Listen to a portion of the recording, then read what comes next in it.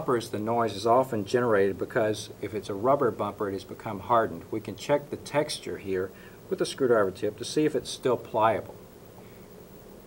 A hardened rubber bumper can make a sound similar to metal against metal and can cause a great deal of noise.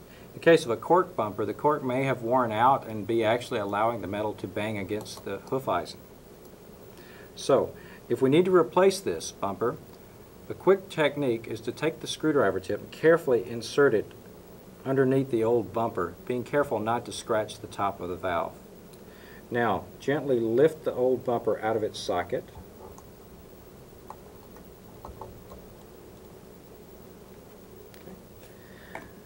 Now, I recommend using cork, especially on the back stops of the valve, because the cork is quieter and also it reduces the bounce of the valve. Cork does have to be replaced more often than rubber, and I do recommend using rubber on the downstroke of the valve. Now, you can save yourself a little time by using the old bumper and measuring the height for the new bumper as you cut it. Cut it carefully with your X-Acto knife or with a single-edged razor blade. What we're using here is a cork dowel that has been soaked in water so it's a little softer. Now, to further soften the cork, we want to take our needle nose pliers and just squish the cork. Notice how I flatten it and really leave it a little flat.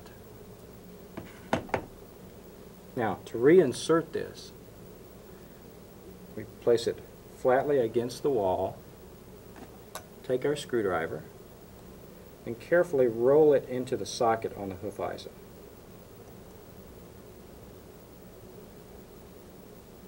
Now, should you have made this slightly tall, you can easily trim it with your X-Acto knife again so that it does not contact the bottom of the stopper arm.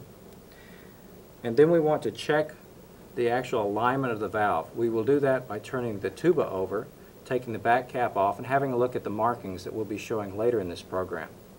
You will also, with cork, want to seat the cork with the stopper arm. That's because the cork will, over the course of about a week, will reduce itself in size as the water has evaporated out of it and has been worked. So always in trimming cork, leave it slightly oversized so that it allows for this seating in time. And with the case of rubber, go ahead and trim it exactly accurately. A new set of bumpers will very often reduce your noise significantly on your instrument.